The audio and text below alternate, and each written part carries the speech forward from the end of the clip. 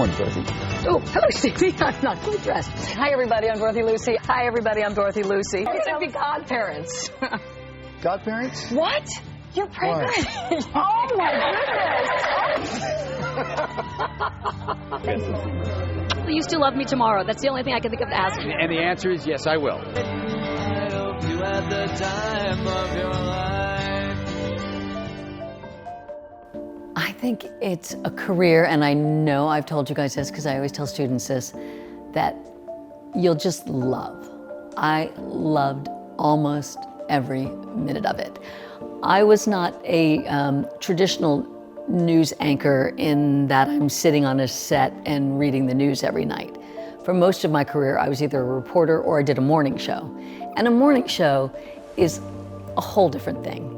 It's so much more relaxed than an evening news show. I mean, everybody's in their pajamas except you. You're drinking coffee, people at home are drinking coffee. So you are anchoring and or hosting the show, but it's very different. It's much more conversational, it's much more casual. We had a script that we often ignored. It's, I think probably the best job in TV.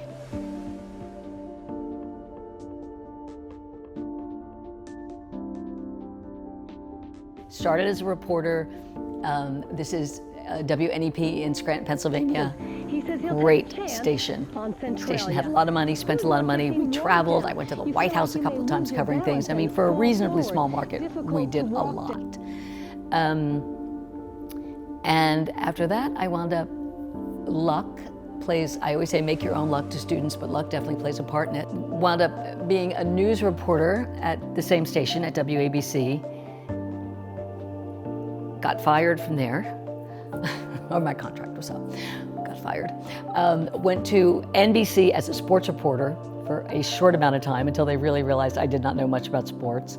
Went back to WABC as a news reporter because there was different management. Worked there for a couple of years and then wound up doing my morning show for almost 18 years. We were a very successful morning show in LA.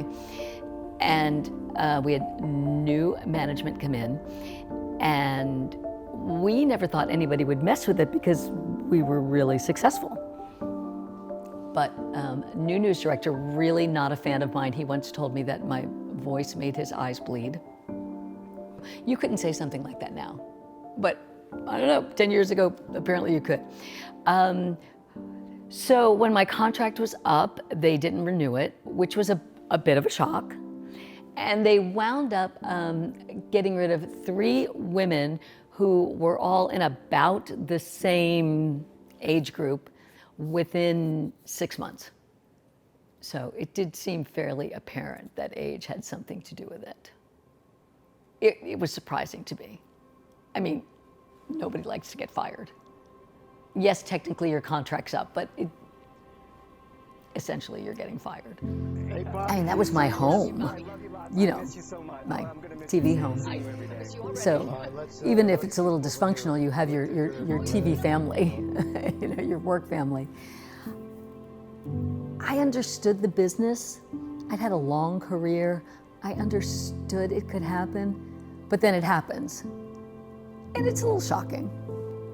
A show comes along that's fresh, What do I think of Dorothy's legs? You think of them constantly. witty, and funny. Mary Hart's legs are insured with Lloyd's of London. Dorothy's legs are insured with Lloyd's of Long Beach. Some lotion cream from the hotel. I mean, so...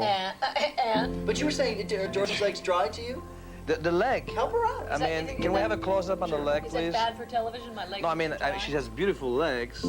And maybe you should, why should some put some creams? How do comments like that make you feel? And do those types of comments happen often? You know what?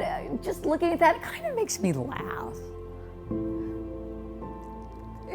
I guess that kind of stuff never really bothered me because I always felt like I was in on the joke. Maybe if you're not in on it, you know? I mean, things have changed so much now.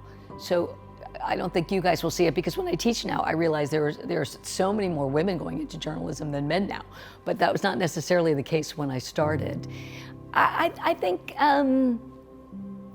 women probably had to be a little more aggressive to get the big stories, you know, because the producers, the assignment editors, all guys. You know, so I think you really had to lobby to get the bigger stories, at least in the beginning of my career. Steve used to joke that we were the first reality show. We were always very authentic, too authentic probably. And part of our chemistry was